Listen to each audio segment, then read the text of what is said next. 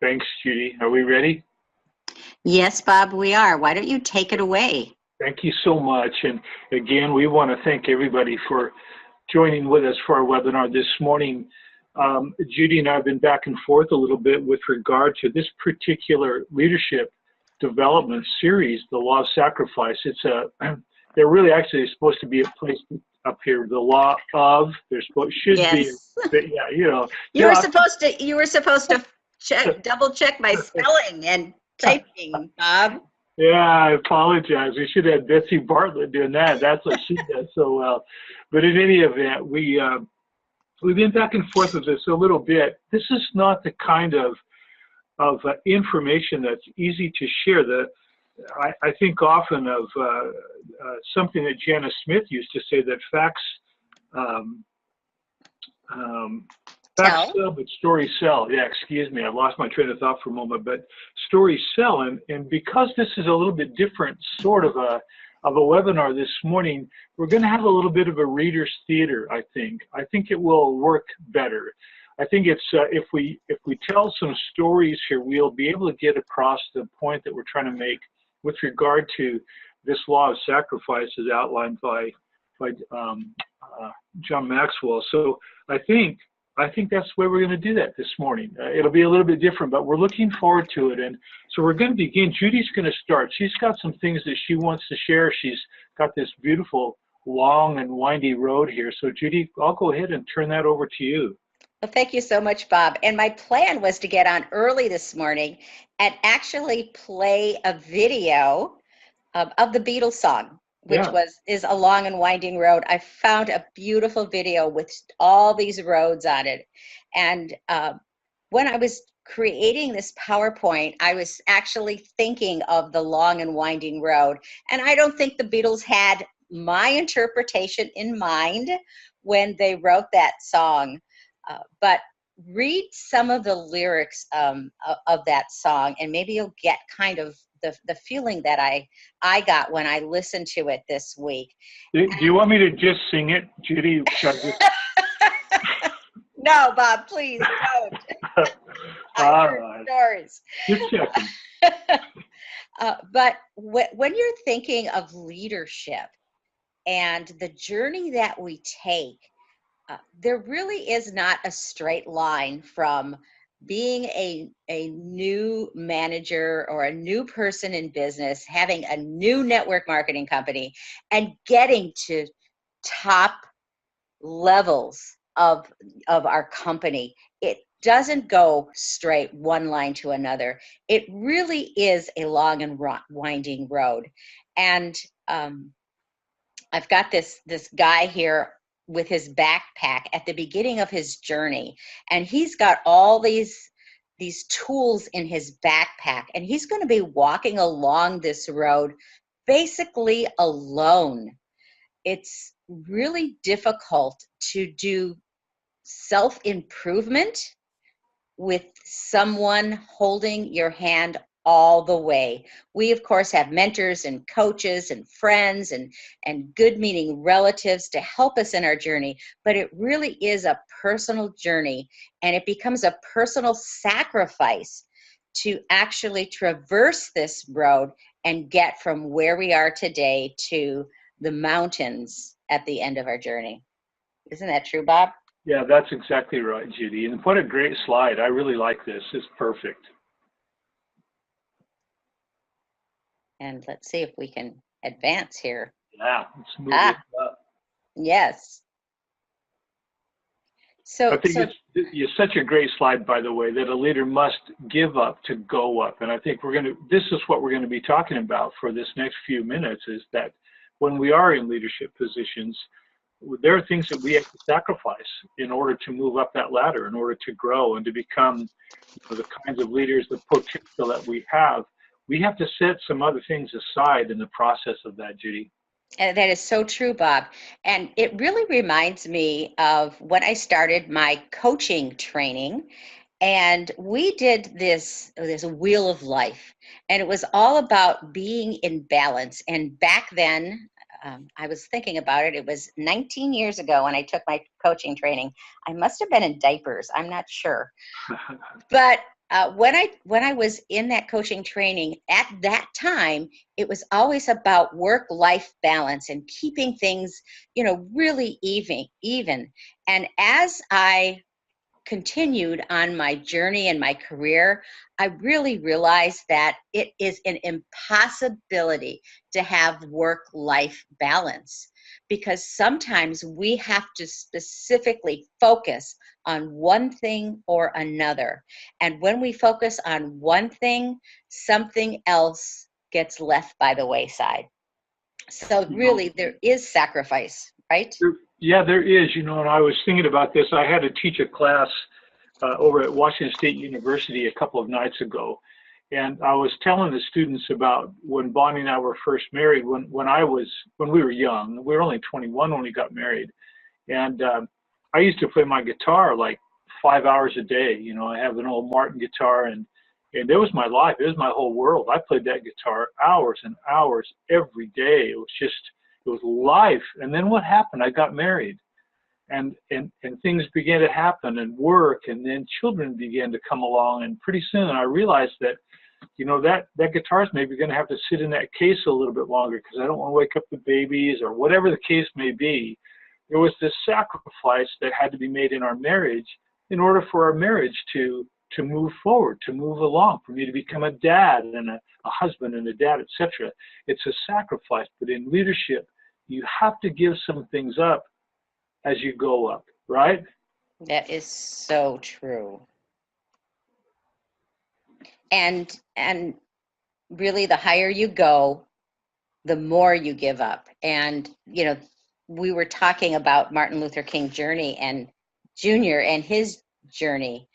And really, there is no success without sacrifice. And leaders are really asked to give up more than others. And when I was young in business, I would look at the management in corporations that I worked at, and I saw those leaders talking and going out to lunch and just having a great time. And my goal was to become a manager so I could have it easy. I never really saw what was behind what they were doing, the hours that they put in. What they came in early, they stayed late, they sacrificed, they traveled all over the country, many times a week or more without seeing their children. And the same thing happened with Martin Luther King. He was arrested, he was stoned, and he stabbed, he was physically attacked. His house was even bombed.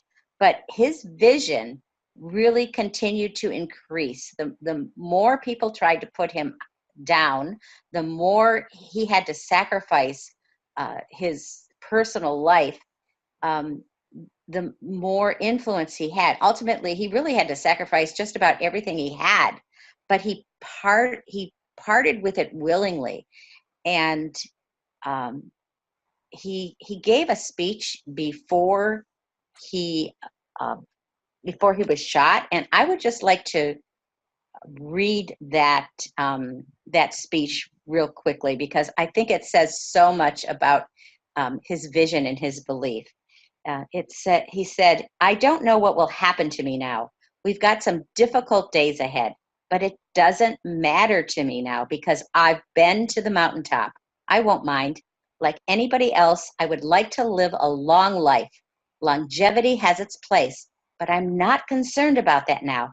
I just want to do God's will. And he's allowed me to go up to the mountain. And I've looked over and I've seen the promised land. I may not get there with you, but I want you to know tonight that we as a people will get to the promised land. So I'm happy tonight. I'm not fearing any man. Mine eyes have seen the glory of the coming of the Lord."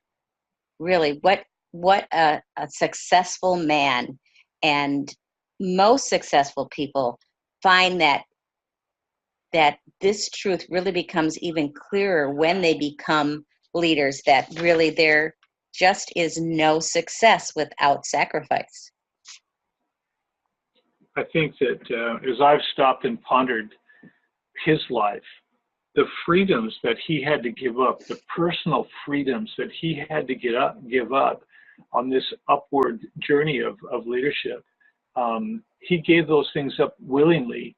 Difficult things in his personal life he had to give up in order to gain greater freedoms for others. What a tribute to a wonderful man. Yeah, and Bob, you wanted to talk a little bit about Condoleezza Rice and her journey. I would like to. You know, that no matter how you look at it, you know, you have to keep giving up in order to stay up. To the higher the level of leadership that you go, really, the greater the sacrifice that you have to make. And sometimes you find yourself sort of standing on others' shoulders. But with regard to Condoleezza Rice, I wanted to share a little bit about her life with everybody on the call. Some of you probably know her background and her life pretty well, but I don't know. I just wanted to read some of this for you this morning. She's been a hero of mine for a very long time, and we're not going to get into politics on here, but I always wished that she would run for president so I could vote for her. I've been a huge fan of hers from day one. So I wanted to share, I just wanted to share a little bit about her life. You know, there can be no real success without sacrifice, and you can be sure that someone in the future is going to benefit from the good hard work that you do today. That's where that sacrifice comes in. You give up a freedom today to help with freedoms for tomorrow, that kind of a thing. That certainly was the case with Dr. King. And unfortunately, didn't live to see a lot of the benefits of his sacrifices, but certainly others have. And that's where the story of, for me anyway, of Condoleezza Rice comes into play. She was just a little African-American girl born in segregated Birmingham, Alabama, back in 1954. I'm just a couple of years older than her. But she was really just a precocious little girl. You know, she'd follow the news of the day, civil rights struggles, everything. One of her neighbors, talking about her later on in life, said that she was always interested in politics. As a little girl, she said she used to call me and say things like, "Did you see what Bull Connor, who was this terrible racist city commissioner, did you see what he did today?" She was just a little girl, and she did that all the time. This neighbor said she had to keep reading the newspaper every day to keep up with this little girl, Condoleezza Rice. Really, really interesting. But her passion was music, and I'm not sure how many on the call realize this, but that was her great passion. She started taking piano lessons from her grandma when she was only 3 years old. She was recognized at age 3 as a prodigy. And so music consumed her growing up years. It was everything in her world was about music. And her parents named her Condoleezza, which is, it means with sweetness. It's a musical notation. It means with sweetness. But she's a product of generations of sacrifice. And again, looking back through her history, her grandfather, John Wesley Rice, was a son of slaves. He was determined to get an education, and so he, quote, saved up his cotton for tuition and got a college education. Her parents went on and received a higher education, and she did too. Her grandfather passed that love of education down to his children and grandchildren. But she received a really broad education. She read extensively. She studied French. She took ballet. She really was into sports. In fact, I read somewhere once that her great hope in life was that someday she could become the commissioner of the National Football League. She really knows sports. Her dad was a coach and stuff. She besides graduate courses, she was a figure skater, but always Condoleezza's heart was music. When she was 13, let me see here, I want to make sure that I share this right, but she was competing in figure skating as well as piano competitions. You know, she'd get up at 4:30 in the morning and just go at it. Really, really an interesting life. She graduated early from high school and went to the University of Denver with the intention of earning a degree in music and becoming a professional concert pianist. But then she said this interesting thing, quote, I met 11-year-olds who could play from sight what had taken me all year to learn. And I thought, I may be going to end up playing piano bar or playing at Nordstrom's, but I'm not going to end up playing at Carnegie Hall. It was a recognition that she had when she was a sophomore in college, that even though she was a great pianist, she wasn't going to be the greatest. And when that recognition came to her, she stopped her music career, which since age 3, she gave it up. She stepped away from that. She had to give up in order to go up. She understood that. And so she began searching for a new field. And in the process of that, she found that in international politics. She studied Russian culture and Soviet government. She did extensive research, outside reading. She learned to speak Russian.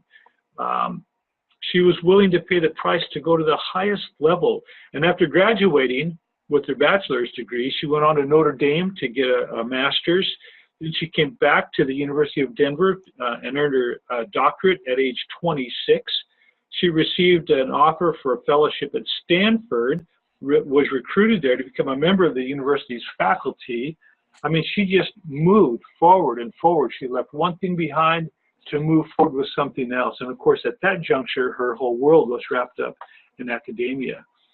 She loved it. It was an environment that she loved, the intellectual stimulation. She was a talented teacher. She just thrived. Condoleezza Rice got one award after another. And then she spent a year at the Pentagon in an advisory position with the Joint Chiefs of Staff. She quickly made associate professor when she came back to Stanford. Just the most interesting thing. And her biographer wrote, Condi found her passions in Soviet studies and teaching, and her life at Stanford was rich on many levels. She juggled classes, advising, research, writing, playing the piano, weight training, exercising, dating, and gluing herself to the television for 12-hour football watching marathons. She loved football. I mean, this girl was just moving forward, but she was willing, every time she moved into something else, to let something go. She just had this remarkable life. But then in 1989, here she is really at the top of her game at Stanford. And in 89, the White House called, and she was invited to accept a position on the National Security Council as the director of Soviet and Eastern affairs. And so, young as she was, she took a leave of absence from Stanford and went to the White House. And she was a primary advisor on the Soviet Union as that Soviet Union government was disintegrating. She helped create policy for the unification of Germany. She was one of the world's leading experts on those subjects. This is this little girl from segregated Birmingham, Alabama. And after 2 years, she went back to Stanford. She said, it wasn't an easy decision. I felt that it's hard to keep an academic career intact if you don't come back in about 2 years. But I think of myself as an academic first, and that means that you want to keep some coherence and integrity in your career. So now she's dropped what she was doing in Washington. She's come back to Stanford. At age 38, she became a full professor. She was asked to become provost, by the way, at Stanford. She was the first African American. She was the first woman, and she was the first woman or first individual, so young, to become provost. That every other provost at Stanford was at least 20 years older than she was. She just kept moving forward, moving forward. She had a $1.5 billion budget that was $20 million in the hole when she became provost. She turned that around, and in a couple of years, she had a $14.5 million reserve. This is just Condoleezza Rice, one thing after another, moving forward with her life. You know, you think, as a second in command at one of the world's premier universities, that she had it made. She'd proven herself as an executive. She was already sitting on a number of corporate boards. She was in a position to become president of any university in the nation. And she stepped down as provost and began tutoring George Bush, then governor of Texas, on foreign policy. But it was a sacrifice she was willing to make, one that led her to becoming National Security Advisor and eventually Secretary of State. She did this. Again, she was willing to give up to move up. I think she's just one of the most remarkable people ever. She's been consistently willing to give up to go up.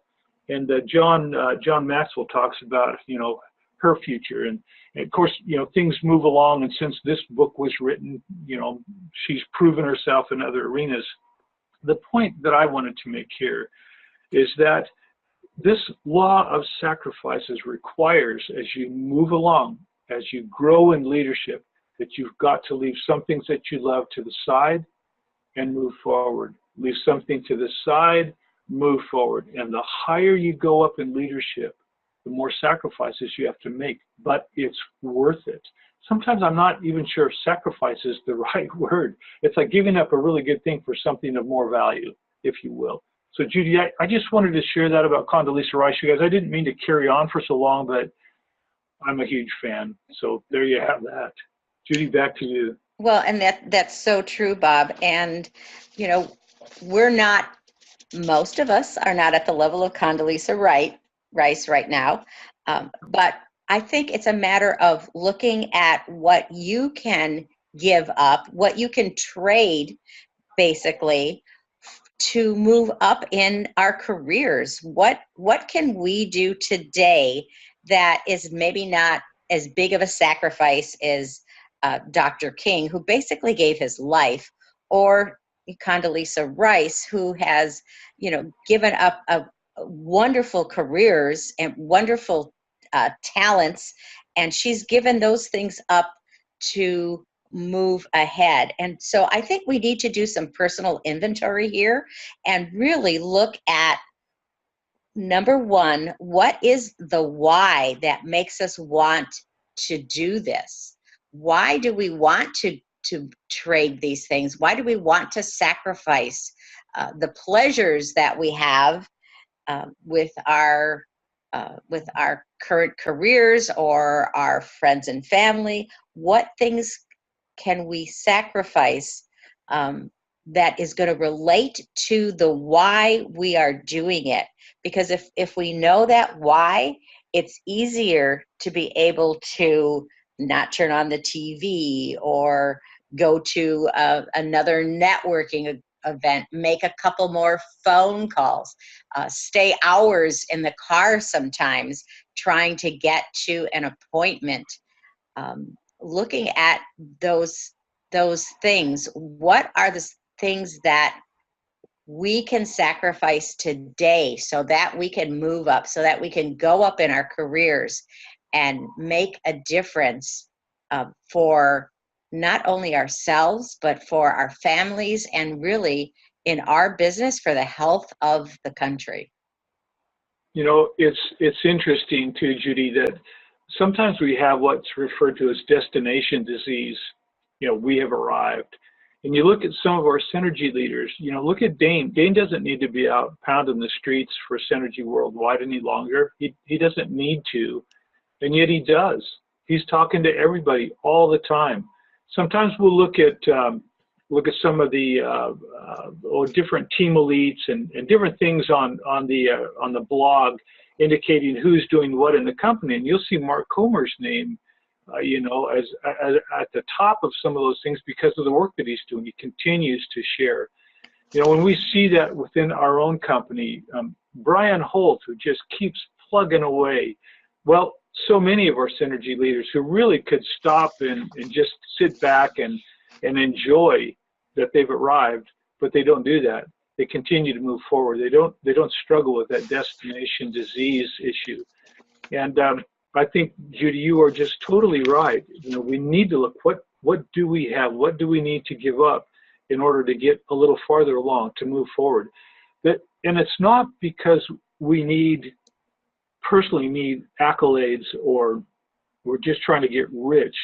It's that sharing of what we have with other people that has that great value. It's like Dana always says, I'm doing you a favor when I tell you about Pro-Arginine Plus and nitric oxide therapy. You want to share that. There's something that's almost noble, I think, about sharing what we have to share. And so, from a business perspective, as an independent Synergy distributor, I'm talking about it all the time. Went to dinner with friends last night, had a conversation about nitric oxide therapy, Pro-Arginine Plus. It just becomes part of who you are. And yeah, sometimes we have to give a few things up in order to move forward, but it's all good. And at the end of the day, everyone benefits from that, I think, anyway. Judy, I'll get back to you. Yeah, and Bob, it's not about sacrificing huge amounts of time or huge things uh, at the beginning of leadership. When we start on our journey, the road isn't so winding. It looks, right ahead of us. If you look right straight ahead on the road where you're walking, it's pretty straight. And the sacrifices that we need to make may only be, maybe give up an hour of TV a night, or, make a few phone calls. And as we go along on our journey, yes, those sacrifices do get bigger, but it is so totally worth it. And I think that's where at least I get the juice, or the good feeling, is that if I can sacrifice something and I get such amazing results when I get those texts and those phone calls from my clients that say, this has changed my life, or this has saved my life, then those sacrifices are really worth it. At least I think so. Don't you, Bob? I do. And, sometimes I think, is it a sacrifice, or have I just compromised something here? You never compromise your principles. You never compromise your integrity. But you do have to make some compromises in life in order to move forward. You've got to be able to set some things aside. This really doesn't matter anymore, this particular thing, because this other thing that I'm going to do is of greater value and has more to it. And so, yeah, that's exactly right. We make a few sacrifices, but we have to learn to maintain our integrity. We have to maintain the principles that drive us forward in life, and be the good people that we are, I think. And so anyway, I think that's about all I wanted to share. Again, you guys, I know I kind of waxed on about Condoleezza Rice here, but she's one of my heroes, so I did. And I had the microphone, right? So there you go. That's awesome, Bob. I love it. I love it. So getting back to the first slide, it is a long and winding road, but it is such a fun one. And the sacrifices that we make us better people. And really, that's what it's about. So are there any questions or observations today from anybody? And you'll have to unmute yourself if you want to talk. Yes, John here. I want to say I'm thankful for what you shared so far. It really resonates with me. One thing that really was going through the back of my mind as you were sharing is the fact that sometimes along that journey, you are buffeted by so many things coming at you that it reaches a point sometimes you feel winded, and you don't have it to continue on with the same zeal, the same fervor as you started out with. And you really do need some assistance along the way, someone to give you that encouragement to keep plodding on. You're going in the right direction, and that you will make it. And that is what certainly I have been through myself personally, being buffeted by strong winds, and feel like I'm going up against it for an extended period, and that's where it is really most challenging when your buffeting is over an extended period and not just a brief one. So I'm thankful for what you shared this morning. It inspired me to get in there and keep plodding on, like that picture of the hiker that you had in the backpacker. Going up to the mountain isn't always easy, and the footing for a hiker is not always ideal. There's sometimes loose gravel and so on that causes you to feel that you're expending more energy slipping than actual fact in making the forward movement as you would like to.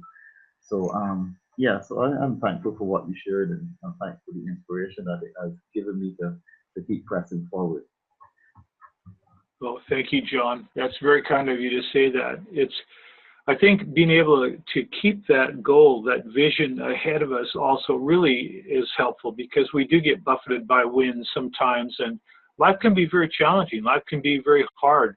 There are those who have ears to hear and those who don't. And sometimes we share something that's quite important to us and it falls on deaf ears, or someone makes a little mockery of what we're saying, or, challenges us. And that can be a really difficult thing to deal with. It does take the wind out of your sails. And so sometimes we do have to just kind of stop and regroup a little bit and get re-energized. Sometimes you have to stop and open up a package of E9 and drop that into the water bottle, to get up the energy to move forward.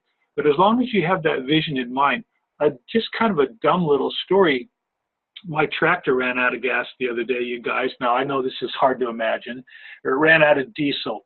And I don't suppose anybody else on this call has a tractor, but we had so much snow that I was out on that tractor constantly trying to keep the snow out of the drive so we could get in and out of here. But I ran out of diesel. It was really low.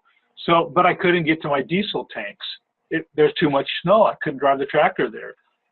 So in order to get a gas can full of diesel for my tractor, I had to get on my coat, my overalls, my insulated overalls.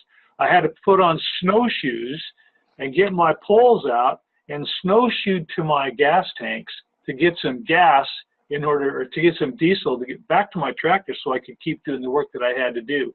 And in the process of that, I was just shaking my head thinking, you gotta be kidding me. This is and walking with snowshoes is not easy anyway. And what a pain in the neck this is, but I have to do this. My vision is I've got to keep this snow out of my driveway. The only way I can do that is if I can drive my tractor. The only way I can drive my tractor is if I can get some diesel in the tractor. And the only way I can do that is if I get all of this stuff together and snowshoe down to the fuel tanks and get those two cans filled up, and then snowshoe back uphill back up to where my tractor was. It's a funny little story, but I kept thinking to myself, I know what the vision is. I know what I need to do here. This is a pain, but I'm going to do it. I'm going to get it done. And of course I did. But that's kind of how life is sometimes, isn't it? Yeah, it doesn't go the way we want. That's for sure. It doesn't go the way we want. We have to just stick with it in order to get through the day. Judy and Bob, an observation? Yes. So the individuals that you shared with us today, and I think this applies to a lot of people, is that you have to sometimes give up your time and you have to give up some of your relationships as you move up the ladder. But one of the things that you don't have to give up is your integrity. You're absolutely right. We have to look at what is most important to us, what our values are, and stick to those values no matter what else is going on. Thanks for that observation, Dan. You're welcome. Yeah, you're spot on. You just don't compromise your principles or your values or your integrity in the process. So that's good counsel, Dan. Thank you. Any other questions, you guys? Thoughts? Hey, Bob, this is Dave. Good morning. Yeah. Again. No, I appreciate the presentation and the thoughts that you shared with us. It really goes in line with those of us that have been in the business for a little while, a couple of years or so, know that it's really not as the old cliche goes, it's really, not a marathon. It's just a journey, and when you get there, you have to come to a lot of forks in the road in your journey, and you have to choose the right or wrong way to go. And a lot of times you'll find yourself that you will be self-correcting yourself on the way to the goals you want to achieve. And I found that to be so true. So as you said before, it is indeed a choice that you make. It is indeed a personal decision as it is a business one. And as you go into the process of building the business, you do have to make difficult choices at times. And I found that to be so true. But however, at the same time, what it goes with what, in my personal life, what the core beliefs I have. And the core beliefs I have is that we found something that is so much needed in the world. It's so valuable for people to find out about. That's so necessary to save lives and improve the quality of life for so many. That's what drives me. I mean, I've got a gold nugget here, and I've got to share it. And in the process of sharing it, and I'm very passionate about it, I find that it's good for business. Because they see through you, whether you are a salesperson or whether you're really genuine and really feel passionate about what you have to offer.